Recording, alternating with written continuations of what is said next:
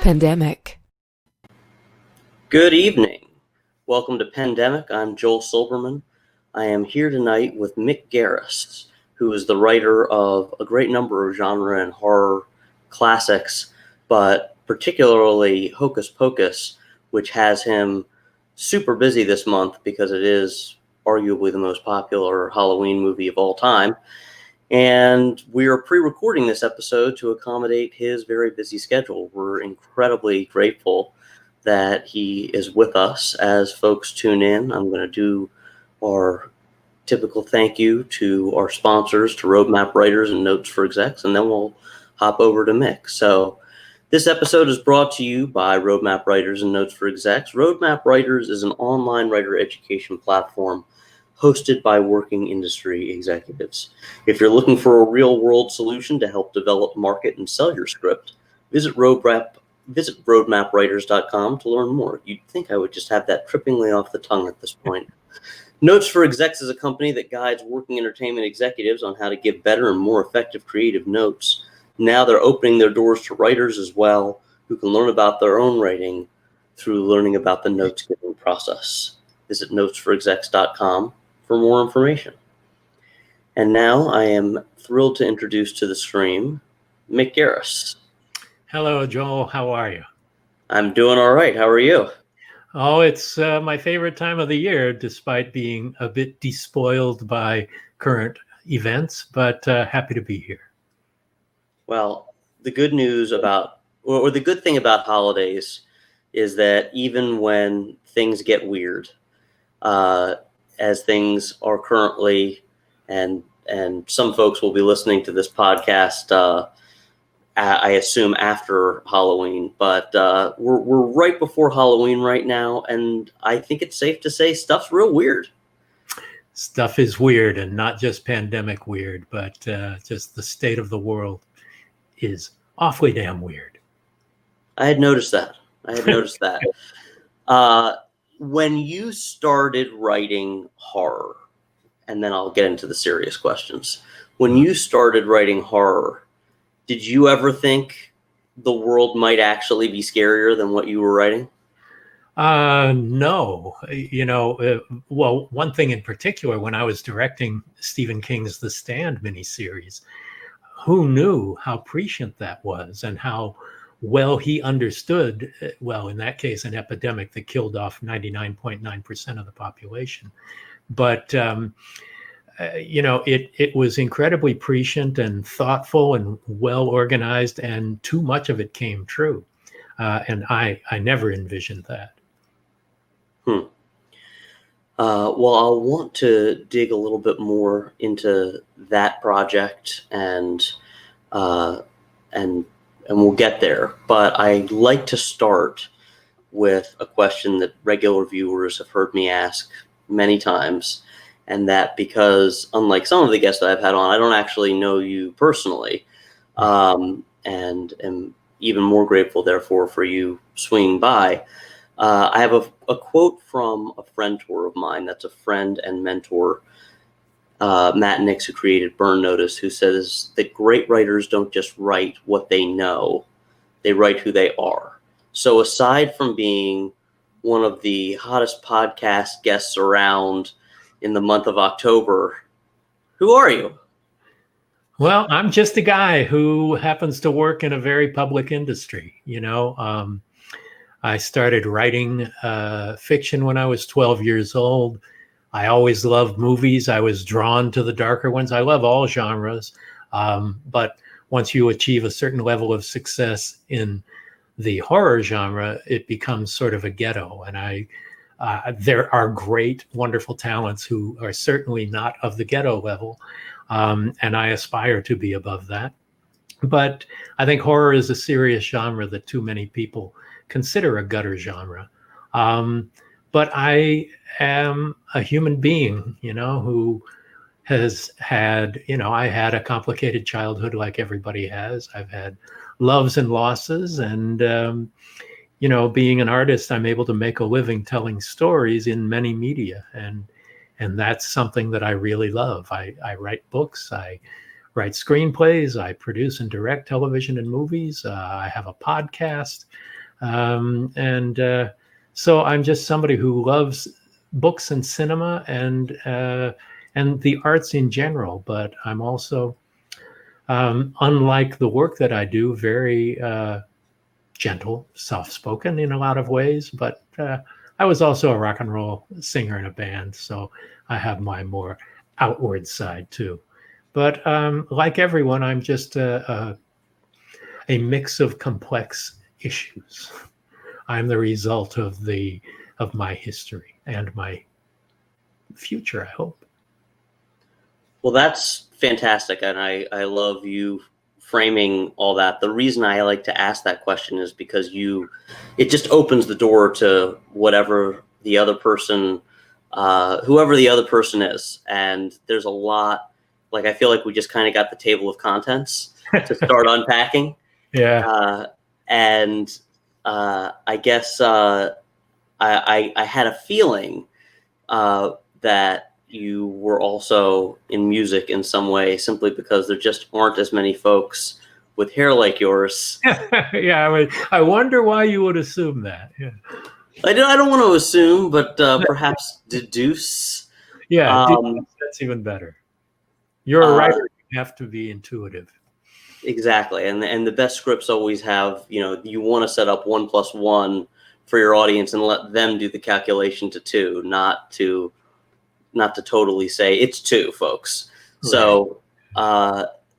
So why don't we start at the beginning, because you talked about your complicated childhood and your loves and losses, and what do you think kind of launched you into the horror direction, or for that matter, into the creative direction to begin with, before you even found the home in horror?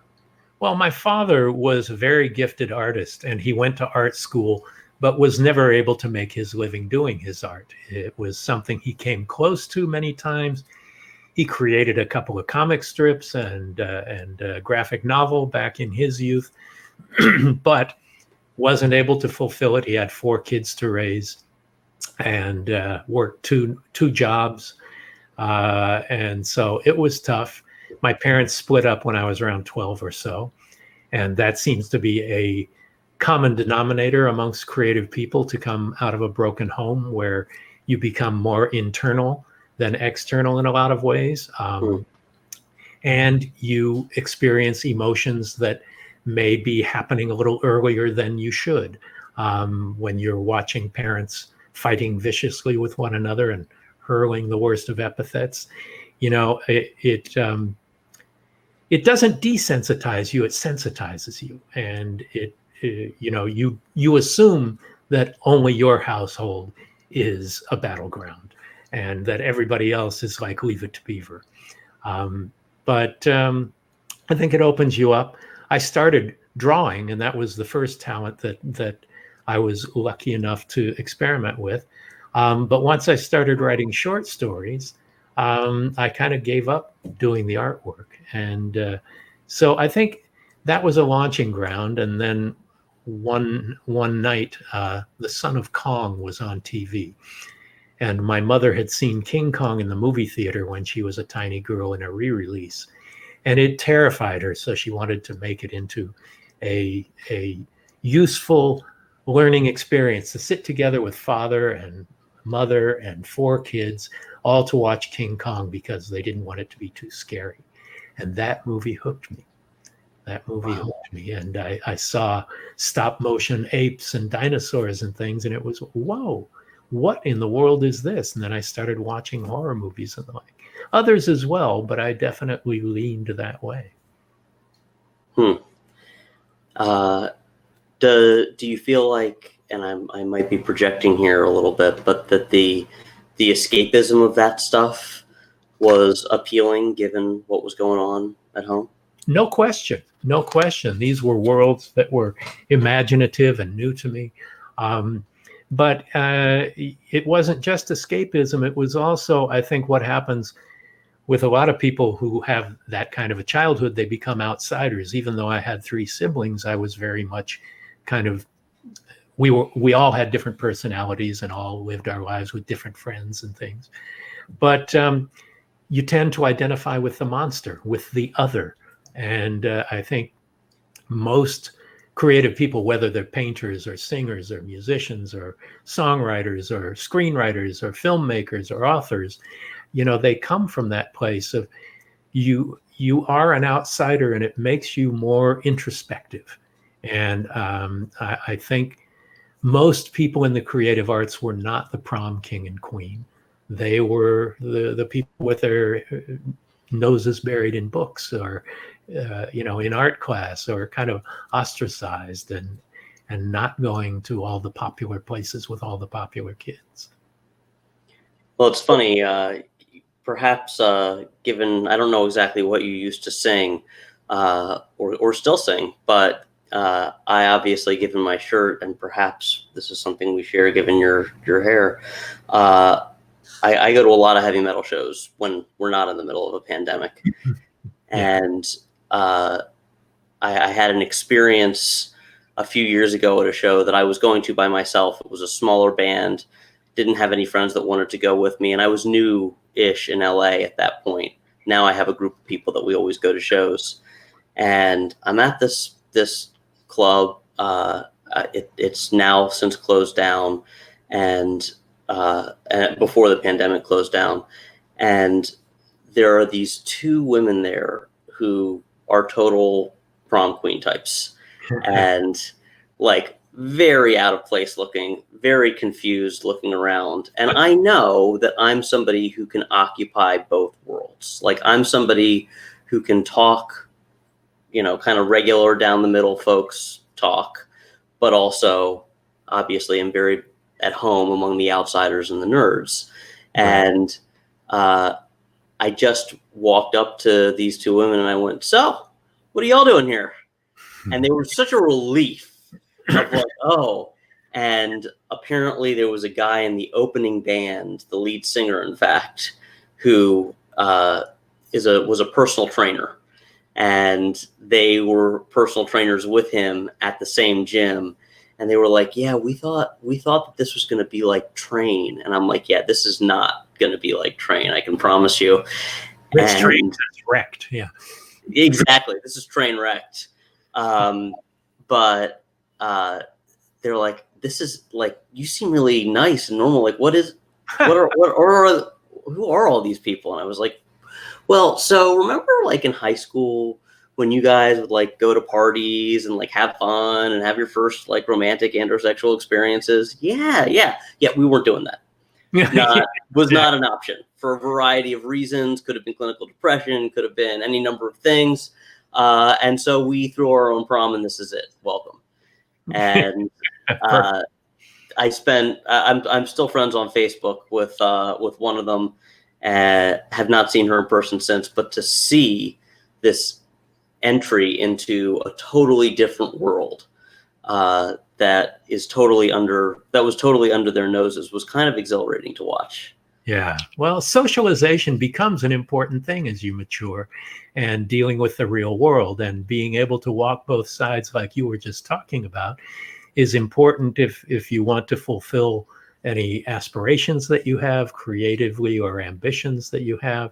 You have to be able to. And in my case, as someone who's primarily a filmmaker, when you're directing movies, the ability to communicate with people and to be able to instantly psychoanalyze different actors and creative people and work with them to get their best work out of them and have them be enthusiastic about it requires an ability to be socialized, to be able to roam society, despite maybe not having the appropriate hair for my age or whatever. I wasn't to be clear, I love your hair. Thank you. I wasn't a metal guy. We were a progressive rock band, but we had a sense of humor, and it was all original stuff and very complicated stuff. But one of the things prog rock was very humorous, but we didn't take ourselves very seriously. I mean, we did when we were writing and performing the music, but we were very playful about it too. And I'm that way with my prose as well. When you're writing a screenplay, you can't focus as much on the prose because it needs to be a blueprint for everyone. And one of the reasons I write fiction on top of that is because there's nothing between me and the reader except the words. So the words matter. The internal elements of fiction that you can't do in an external media like film is really important. And I'm very playful with my word choice and how I construct sentences and paragraphs and the like. And that is something that you can have fun with in dialogue in films, but not really embrace as much of the love of the language that fiction allows me. True, though I would say that beyond, I haven't actually read the screenplay for Hocus Pocus, or I haven't read one of your screenplays. I've seen them. Yeah. There clearly is a framework of playfulness that has been communicated, because I think it's that tongue-in-cheek winking element that makes it fun and that gives it an element of humor while also having the thrills and chills. Yeah, well, my work definitely took a darker direction after the Hocus Pocus and Spielberg connection, starting to work with Stephen King and having done numerous projects with him. I always embraced that dark side too, but my first employer was Steven Spielberg on Amazing Stories, which was very family oriented, even though I wrote probably the darkest episode they ever did on that show called The Amazing Fallsworth. But, the work that I do, particularly in fiction, goes even darker than the films and television. So, but it's playfully dark, right? Well, that's the thing, is that you can be dark while still having a sense of playfulness. Yeah. And I think that, in fact, dark without the playfulness ends up often being really dry, because we know things are dark, but having a little bit of English on it makes it more fun. Before we get into, because I want to kind of go a little more linearly through how you ended up hooking up with Spielberg and that kind of thing, but I'm also a huge progressive rock fan.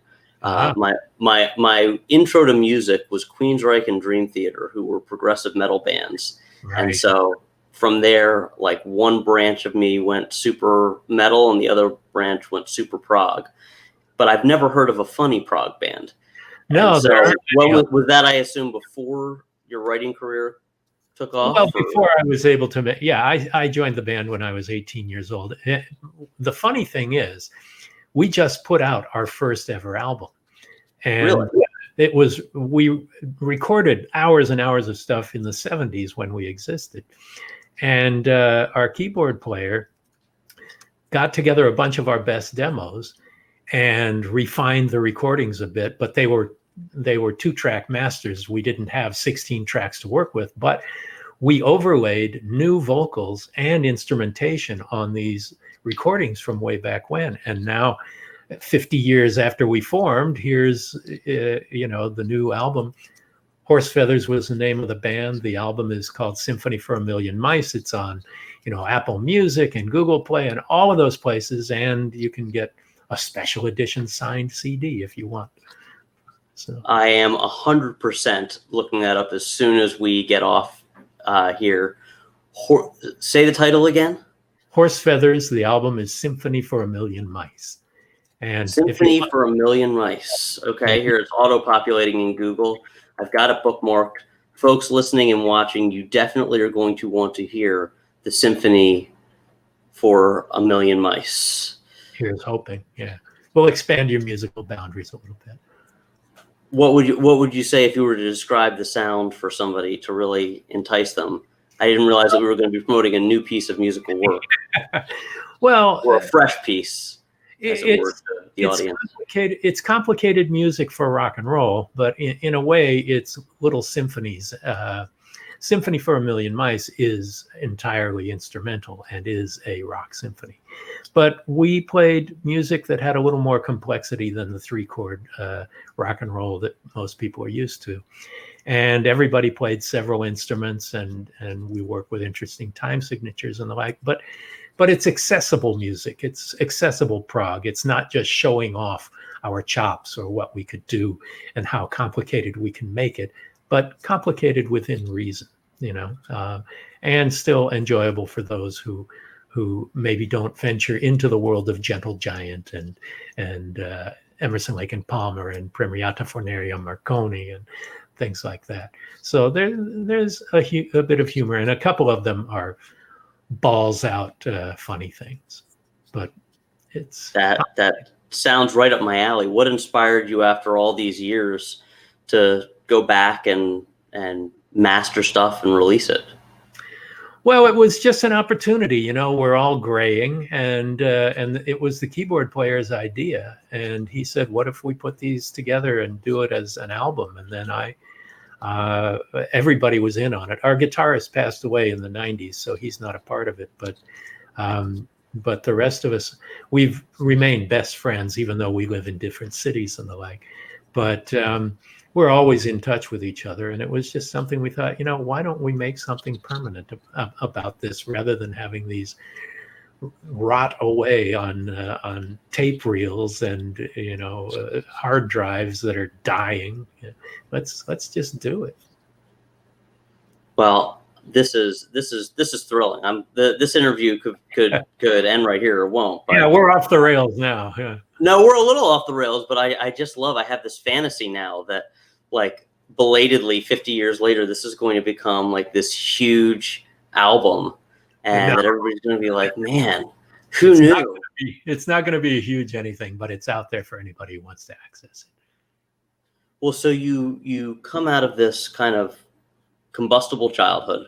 You find your artsy side. You're a little bit of an outsider, or a lot of an outsider. You get into the world's coolest genre, which is prog rock.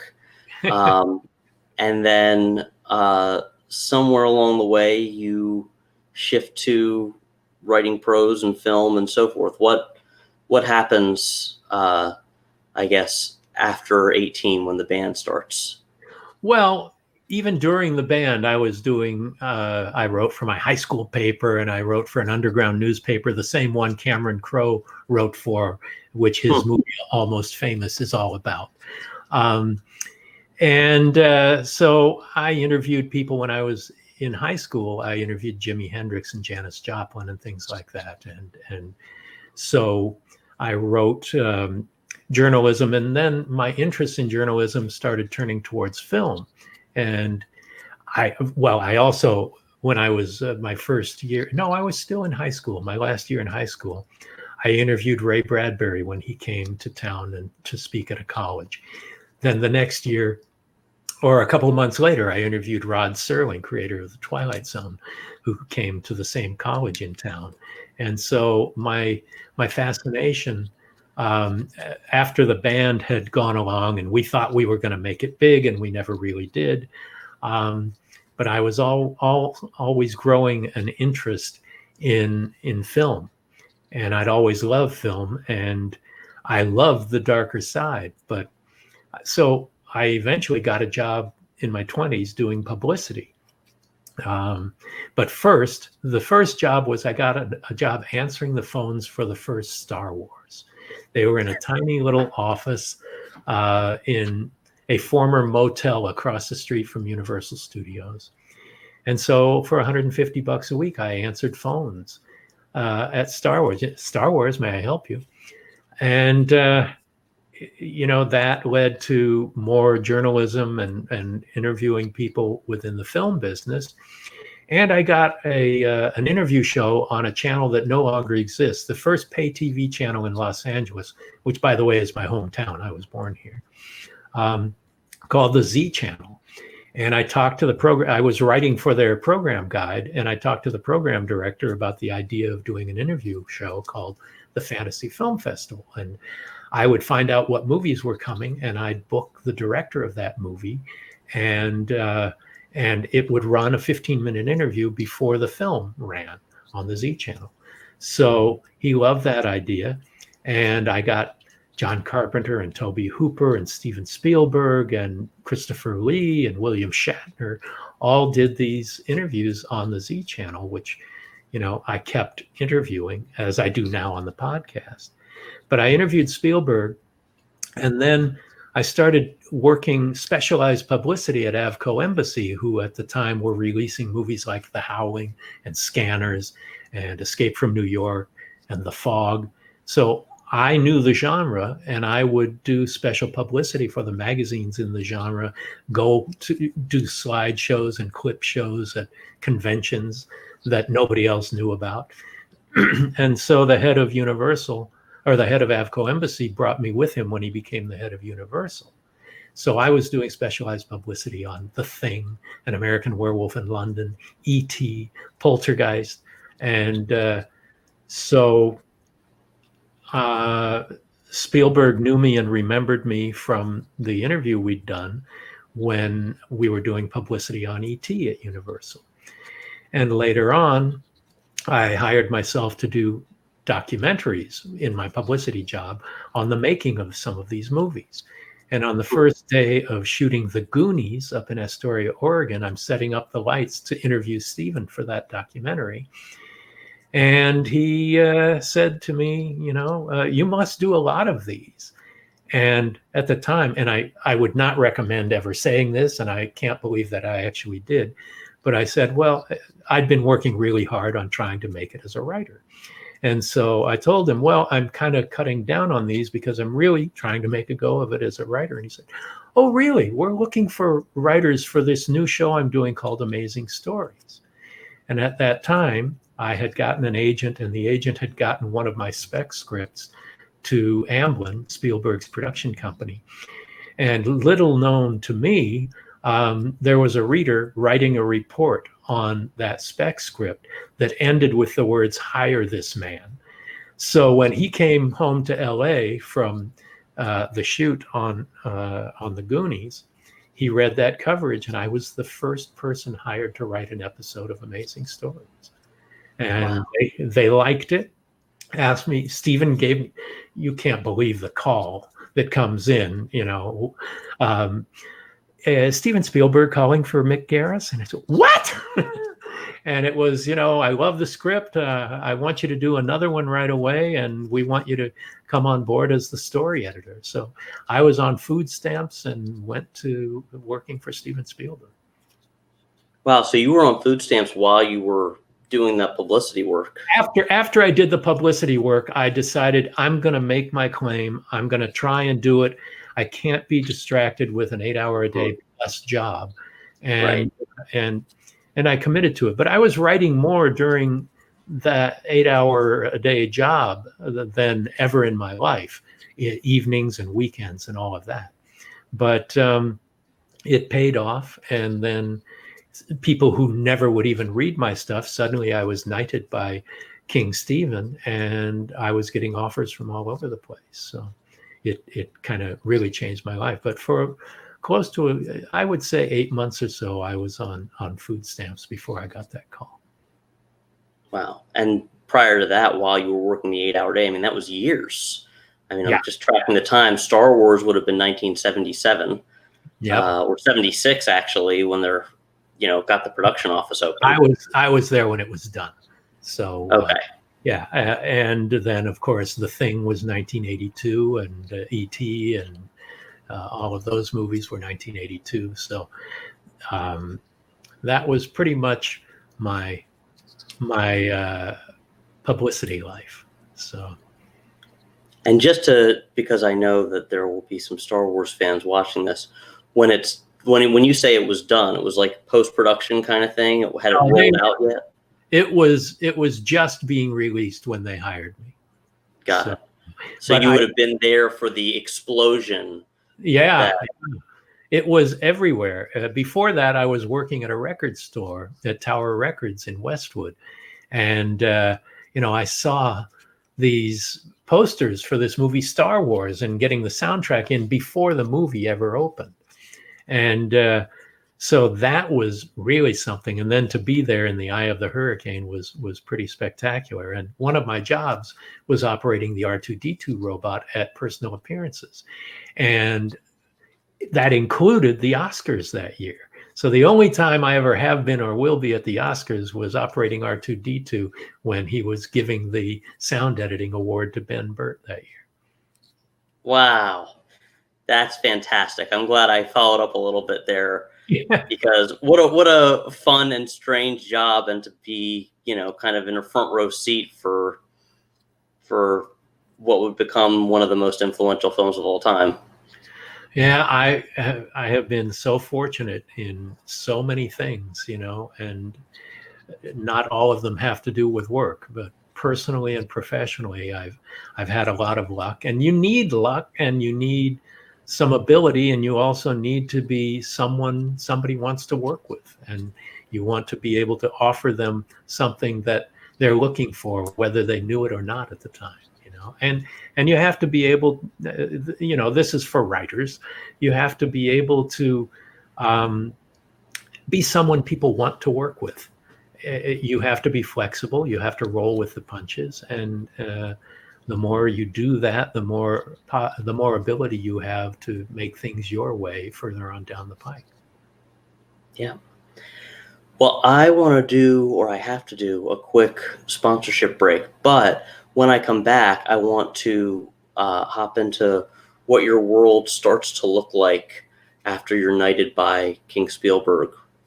Starting with, in fact, the thing that gets you knighted by King Spielberg. I want to know a little bit about the script you wrote that made somebody say, hire this man. So we'll get to that in just a moment. I want to say thank you to our sponsors now, Roadmap Writers and Notes for Execs. Roadmap is a screenwriting education platform for writers looking for a guided path to success. Programs are hosted online by working industry executives and designed to empower writers with actionable tools to elevate their craft and cultivate industry relationships. Since 2016, Roadmap has helped more than 161 writers and counting sign for representation, including a bunch of friends of mine, and many others get staffed, optioned, or sell their scripts. To learn more, visit roadmapwriters.com and use the code PANDEMIC to save $15. Roadmap Writers, the road to your screenwriting success starts here. Notes for Execs is a company that guides working entertainment executives on how to give better and more effective creative notes. Now they're opening their doors to writers as well, who can learn a lot about their own writing through learning about the notes-giving process. Visit notesforexecs.com for more information. And so, Mick, I'm curious. I always like to ask, especially about the script that kind of breaks somebody in, which it sounds like this one that you wrote that your agent sent to Amazing Stories was really it. And I always ask, I like to know, what was it about, and what about you did you infuse into it that made it yours uniquely? Well, first of all, it has to this day never been made. So that's one of the values of a spec script. Not only that someone might see it and want to hire you on the quality of the writing, but also every time you write a script, you get better. I've got tons of spec scripts that have never been made, but I'm glad I wrote them, and it's never, ever considered a waste of time. But this one was set in the 1950s, and I was born in the 1950s. And excuse me, it was about a 12-year-old boy who's at that kind of stage. Sort of what I originally wrote the Hocus Pocus script about was 12-year-olds, although they made it about 16-year-olds eventually. But you're in that kind of never land between adolescence and adulthood, childhood and adulthood. Yeah. And so here's a kid who's outgrowing cartoons on TV and things like that, although I never did. And Me either. It's set in the San Fernando Valley. And there's another character, it's called Uncle Willie. And the other character is a kid show host. And so this boy is outgrowing kid show hosts. And this kid show host, he doesn't want to be Uncle Willie. He's an actor, and he's auditioned, and he's gotten the occasional little parts, bit parts here and there. But he takes the job as Uncle Willie, and suddenly that's who he is. And there's no going into an audition without somebody saying, "Oh, Uncle Willie, my kids love you." So his life, he thinks, is at an end. And one night, after feeling like I can't do this anymore, he attempts and botches a suicide. disfiguring himself. So he keeps to himself. Our young lead discovers that Uncle Willie lives in his neighborhood, and they manage to meet and change the quality of one another's lives. It's something I'd still love to make, and because it's a period movie, there's not much that needs to be changed. But that it was not an obvious box office movie, but it was a story, and the handling of that story by a very young writer that got me hired by Steven Spielberg. And I think I can see the contours of it, but how would you tie that story and coming up with it with your experience up until that point in life? Well, I was very much a loner like this kid was when I was 12 years old. I mean, I didn't live in the San Fernando Valley anymore when I was 12, but it had roots. The kid is an outsider. He's a loner. And I find a lot of the characters I write are fairly internally isolated, if not externally. And there's a lot of that 12-year-old boy who was in me, who was looking for something deeper than, feeling very much alone. And here's this macabre relationship that develops out of just a sympathetic eye on both parts, on Uncle Willie and on the little boy. And so that was not something I ever had. I didn't know a kiddie show host or an older person. But it sounds like it's two isolated people finding each other. That's exactly what it is. And even though there's nothing supernatural about it, at that time, Amazing Stories and the world of Spielberg was very supernatural, or at least impossible things that happen, that are made possible. There was a handling of story and character that really appealed to Steven, not enough to make it, but enough to hire me on the basis of that one script. Which is the most common outcome if somebody likes your script. It's not that they go, "Oh, I'm going to make your thing." It's that they go, "Actually, let me hire you to do my thing." If you're lucky. If you're lucky. That's usually the best case scenario. And so many writers get bitter about not selling their spec scripts, or just, well, I'll do a treatment and then pitch it, and then if they hire me, then I'll write it.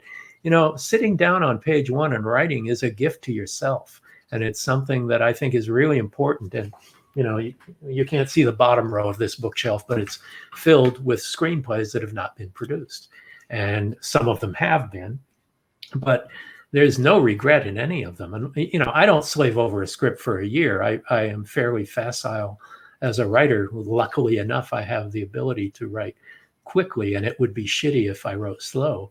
But I certainly don't regret any of the time doing that. And a lot of writers just feel that it's too much of an investment. But it paid off at the beginning of my career, and I've been able to do it a couple of times with my own original material in the more recent years of my career.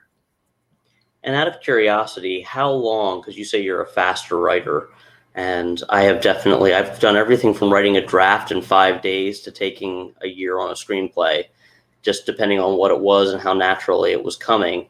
How long do you usually take on something? I always like to ask that because it gives people a sense of how others operate.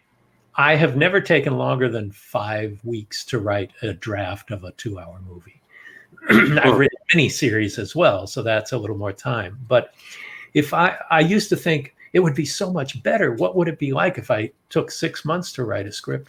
Well, it would be labored and shitty.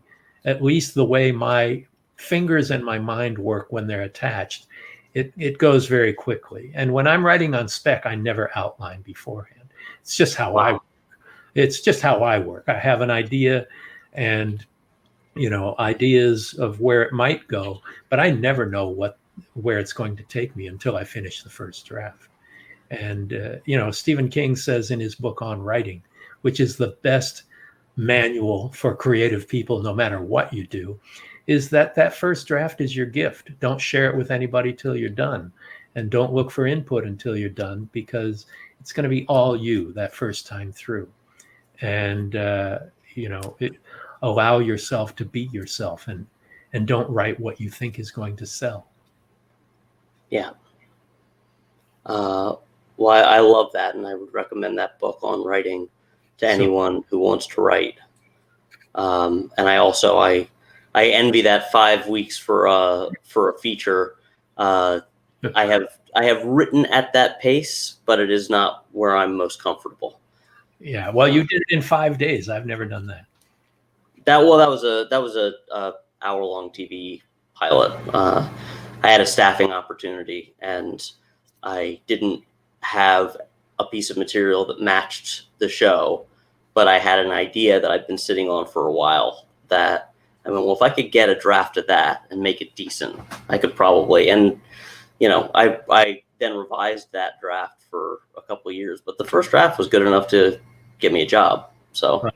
That's great. And on Amazing Stories, the first script, Stephen had story ideas, and he gave me one to work from, and I wrote it in 3 days. It was a half-hour show, but I wrote it in 3 days and turned it in, and that's just how I work. So. And then you were a working writer. Yeah, writer and then producer and director ever since. So. Well, so once you, because your IMDb page is just insanely long, and so take me through a little bit of what happens from there, and we can pause a little bit. Well, somewhere along the way, Hocus Pocus will come up, and what that experience feels like. It comes pretty quick, yeah. Yeah. And like, I feel like that was such a delayed reaction thing too, where it's like, I remember when that movie came out, I was a kid. Yeah. And it was not something that I or any of my friends went to go see. It's people that are a little younger than me who watched it on cable and DVD and VHS. Whereas by the time that it really caught on with that cohort, I was too old or at least I thought I was too old. You thought, and if it had been about 12-year-olds, you definitely would have thought so. Oh, for sure. Yeah.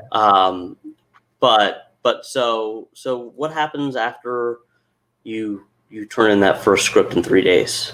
Well, they really liked it. And in the middle of writing the second one, Kathy Kennedy called me and said, I don't expect you'll want to do this, but Stephen would love it if you would come and go on staff as the story editor. And so literally, food stamps to Spielberg, I went from making nothing for 8 months to a full-time job with an office on the lot at Universal at Amblin and doing that. So then there was an episode idea that Stephen had written called Gramps and Grammy and Company. And it was about an old couple and these little spaceships that come and land and change their lives. And so he said, I want to turn this into a feature. And would you like to write this? Or there was another idea he had. I chose this one, and it turned into Batteries Not Included. So I wrote the script. It got greenlit off my script. And then I was getting offers from other studios, most particularly Disney. They wanted me to do a contract with them. They wanted me to be under contract with them, which is not so common later on. But I met with Jeffrey Katzenberg, who asked me if I would want to write and direct an episode of their new Disney series, the Disney Sunday Movie. So that was their way to tempt me. And I said, sure. So I wrote and directed Fuzzbucket for them. And then before he saw that, Stephen offered on season 2 of Amazing Stories, he asked me if I wanted to direct one. And I wrote a story called Life on Death Row. And I was able to direct that one. I wrote the story, but Rocco Bannon wrote the teleplay because I was doing other stuff on the show. And it turned out really great, and Spielberg loved it. And I have this wonderful letter that he wrote on my bathroom wall here in my office. But he also saw Life on Death Row sounds heavier than Batteries Not Included. It's not funny. It's not funny. but it's Patrick Swayze. It's really something I'm still proud of as a director as well as writing the story. But I was already making that when Steven saw Fuzzbucket. And he told me, I'm being wide open for you here, Joel. That's But great. he said to me, there were two things that I got that were warning flags from Spielberg. One was, if I had seen Fuzzbucket first, I'm not sure I would have asked you to direct an episode of Amazing Stories, because it was very different, and I was kind of flying on my own with no producers around, no help in any way. And when I was writing Batteries Not Included, I turned in the first draft and it was 140 pages long. Again, I knew it's my first studio assignment as a feature film writer. And so he said to me, I read the script and it took me 3 sittings, and that's not a good sign. And I responded as I should, went home, did the best editing job possible, rewriting, doing lots and lots of work on it, and then turned it in, and that's the script that got the movie greenlit. So you don't take these as insults, you take them as instructions. You learn from these opportunities, because it's not like you're fired, I'm not going to hire you to do this. It's you got a second chance. I might not have gotten a second chance had he seen Fuzzbucket when it came to directing. But directing an episode of Amazing Stories, I did so much woodshedding and hard work and storyboarding and really learning about what the use of lenses and color and timing and camera movement mean, in addition to being able to convey emotionally with the actors what's going on. So, you get spanked and then you learn your lesson and do a better job next time out. Wow. So that's got to feel pretty rough in the moment, though, I would imagine. Oh, Jesus, yes. It was torture. It was horrible. And he was very kind about it, but it definitely felt like I fucked up with Steven Spielberg, Yeah. But then after directing Life on Death Row, there were other offers out there, and one of them was to rewrite and direct Critters 2. So the first Critters was a mild success in theaters, but not a big movie by any stretch of the imagination. But it was the first movie that was greenlit that was offered to me. I met all over town, but it's all about interest. Or are we interested in you? Are you interested in this? And New Line came to me and said, we want you to direct this movie, and you can rewrite it any way you like. And it was an opportunity that I couldn't turn down because I really liked it. It was a lot of fun. But I think one of the reasons was the original Critters was very much inspired by Gremlins and had very much a Spielbergian sensibility to it. And so I think they thought maybe they could get, aside from the bargain of a writer-director for one price, maybe a little of that Spielberg stardust would rub off on magic. Yeah.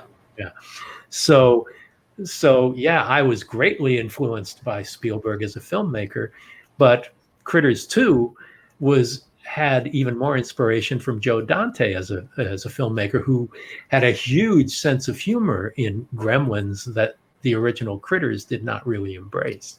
So it's to this day my only full-out comedy. And so that opened doors, and suddenly I was being asked to write feature films for the various studios. Hocus Pocus was one that came to me from David Kirshner, who created and produced An American Tail for Spielberg. And I was working on Amazing Stories when we met. We both had our Spielberg connection. And then we pitched it to Disney, and they loved it. And that's where that happened. But it took 8 years for Amazing Stories to get produced from the time I wrote the screenplay. So it went through another 10 or 11 writers. I think there were a total of 12 writers on it. But went back for Hocus Pocus to get produced? For Hocus Pocus, yeah. You said Amazing Stories, but yeah. Oh, sorry, for Hocus Pocus, yeah. So I wrote that 8 years before it was made. They went through a ton of other writers, spent a fortune on development. And then once they got Bette Midler involved at the height of her film career, She said she would do it, and suddenly they were off and running. But I had no involvement with it after writing it 8 years ago, before, other than being invited to the set on the first day of production. So they, after all those writers, they went back to my structure and outline and characters and all of that. So I am lucky enough to have 3 titles, credits on the movie, as first position screenwriter, sharing story credit with the producer, David Kirshner, who came up with the whole thing, and co-executive producer. So, Well, and that's really interesting too, because that rewriting process, did they fully, do you know, go far away from your original concept and then go back to your structure because it was not broken in the first place? Well, I'm sure they did. The other credited writer, Neil Cuthbert, is a comedy writer who punched it up a bit, and so he has shares screenplay credit with me. But yeah, when you do an arbitration for the Writers Guild seeking your credit, you read all of these scripts, and there were a hell of a lot of scripts written for that. So yeah, it went all over the place. I don't remember where it went because, I mean, the movie was made 27 years ago and it was written 8 years before that. Sure. So 35 years ago is when I wrote that movie. But yeah, it went through all kinds of permutations and potential directors before ending up with Kenny Ortega. Well, that's an interesting, really long fuse that you write something. It's 8 years before it's produced. And then when it comes out, it's not a success, actually. That's right. At all. And then years later, it's like 8 years after it's out, not quite that long, but it's at least at that point, 10, 12 years from the inception point that it actually finds an audience. Well, it was a lot longer before it found an audience, but it started being run on the Disney Channel and would be hugely successful. And then ABC would run it. And now Freeform runs it every day of the month of October and then runs it back to back all day on Halloween.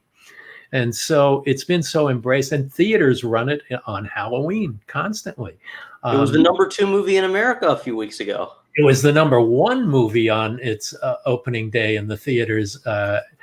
By the time the weekend ended, I think Tenet took it over. But imagine a 27-year-old movie winning the Friday opening day over a $200 million movie, brand new $200 million movie. That's a bizarre feeling. I mean, I've had 4 experiences with #1 movies at the box office over my career, and each time it's like, really? Are you kidding? This is amazing. But to have it with a 27-year-old movie is pretty remarkable.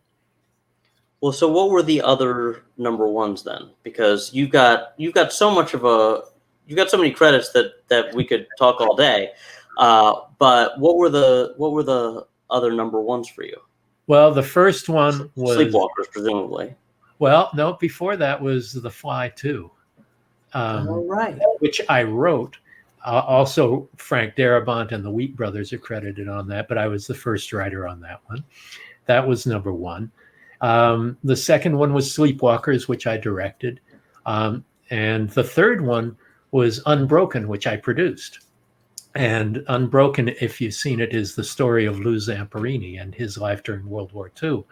He was a runner at the 1936 Berlin Olympics, and he was one of the most tortured prisoners of war in Japan during World War II.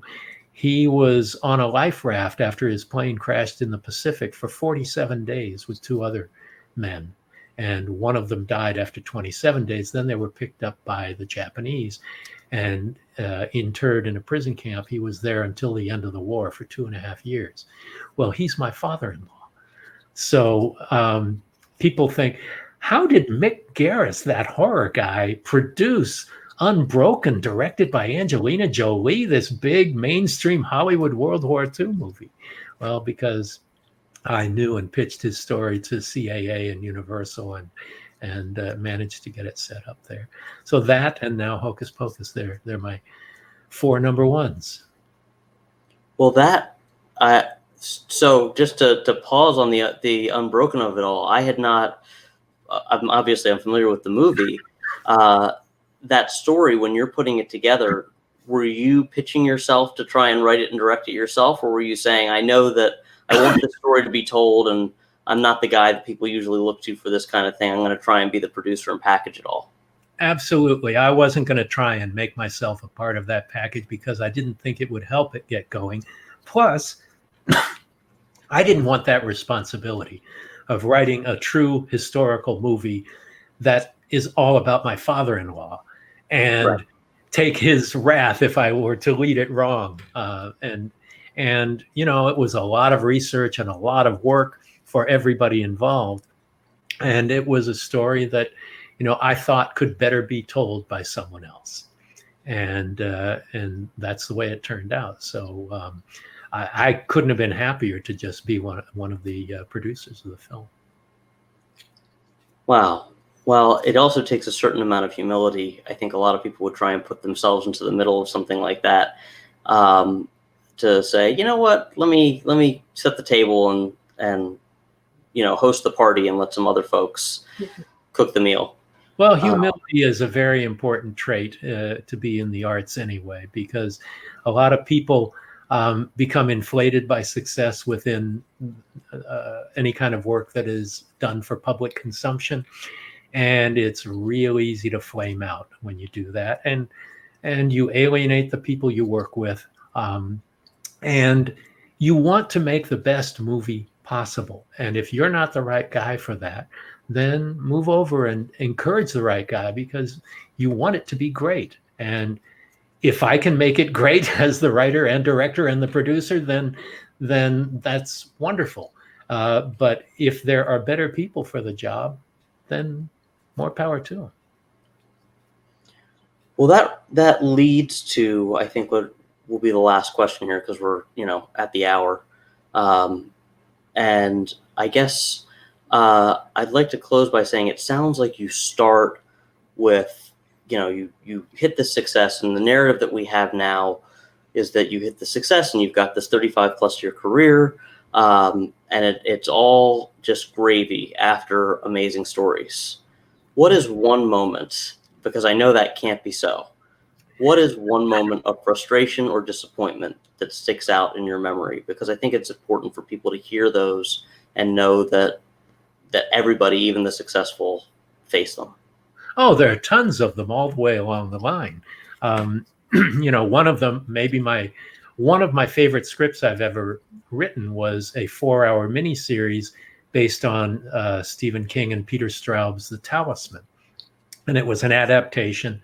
Everybody loved it, but it ended up being too expensive to make. And Spielberg and Kathy Kennedy and Frank Marshall were producing. Stephen King and Peter Straub were on board and all. And it just, the old above the line, and a film that would have been hugely expensive to make because of all the visual effects and the like, there was just no way it could get made. That was a huge disappointment. But even smaller things right now, we made this very independent movie for $2 million called Nightmare Cinema that was hugely well received, but it never got a real theatrical release. It played weekends in a handful of cities and all. And we're on the verge of doing a sequel to it when the coronavirus hit. And so, you work in many different strata. You can work on Unbroken, and then you can make a $2 million movie like Nightmare Cinema. And it's just as important, and it may not be the paycheck, but everything matters. Everything is important, and everything you do along the way is a gift. And you have to embrace it. There's so many frustrations. I mean, just the spanking I got for Batteries Not Included being too long and dull to read was a huge disappointment, but it came after the greatest gift of my career, getting a start from Steven Spielberg. So there are always roadblocks, and right now, not just because of coronavirus and the like, but it's been a couple of years since I've directed. And I've been, I just had a book come out recently, because when I'm in between film jobs, I have no problem sitting down and writing a novella or something. And I'm always working on something. And the podcast is another thing that I never planned on doing. And you know how much fun it is. And you learn. I learn every time I'm out there. I mean, I've had Stephen King and John Carpenter and Neil Gaiman and all these great people on the show, and it's a constant evolution. So, the roadblocks are even more instructional than the successes. They may not be as enjoyable, but they teach you a lot more.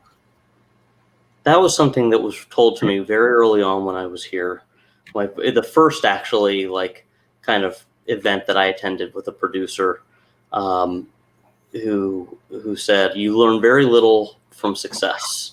You learn a lot from non-success. And he says, people give you a pat on the back. They say, great job. You don't learn anything from that. When something goes a little awry, that's when you learn. And, that I love that Batteries Not Included story, because 140-page draft for a screenplay is too long, and getting that note from Steven Spielberg is pretty powerful. For those who don't know, because I want to refer them, what is your book? What is your podcast? We'll send them over there to get more Mick Garris. The book is These Evil Things We Do, the Mick Garris collection. It's my second novel, and 4 novellas are collected there, and you can get it on Amazon in Kindle or paperback. And then the album, Symphony for a Million Mice, right there by Horsefeathers. Of course. The podcast is called Postmortem with Mick Garris. We've been down for several months, but we are about to relaunch. And but we have 100 shows or more online with people like I said, all of the greats in the horror genre. We focus on the horror genre, but we go afield sometimes. And so that's out there, and we're just constantly pursuing new things. I've written a couple new pilots and series outlines that are out, and a feature that I wrote 30 years ago that I just revived and rewrote from page 1 that my managers are extremely excited about taking out, and that's going out, I think, this week. So keeping busy in my dotage here. Well, that's fantastic, and we're gonna have links in the description for this episode to Horsefeathers and to the book and to Postmortem. And when new episodes of Postmortem start dropping, please let me know, and I'll put that in our social media to direct folks your way, because it's just a pleasure to talk to you, and I want to listen to you talking to these other folks too. Well, subscribe, and that's the easiest way. I will. Yeah, that's right. So you can go and subscribe, folks, right now, even though there aren't new episodes. And when there are new episodes, you'll be notified. But there's Postmortem with Mick Garris, and there's 100 episodes, right? Yeah. So and thank you. This has been absolutely. Yeah. This has been great. I'm going to go and sign off, and then listen to Horsefeathers. Excellent. Excellent choice. All right. Cool. Thank you so much. Glad, Joel. Take care. You too. That was Mick Garris of Hocus Pocus. Amazing stories. He's got an amazing story himself. I am Joel Silberman. This has been Pandemic, and as always, we are grateful to our sponsors, Roadmap Writers and Notes for Execs. Roadmap Writers is an online writer education platform hosted by working industry executives. If you're looking for a real-world solution to help develop, market, and sell your script, visit roadmapwriters.com to learn more. Notes for Execs is a company that guides working entertainment executives on how to give better and more effective creative notes. Now they're opening their doors to writers as well, who can learn a lot about their own writing through learning about the notes-giving process. Visit notesforexecs.com for more information. As always, thank you to my producer, Tasha Cerny, and to Brian Lynch. And we will say goodbye with just a hint of power metal.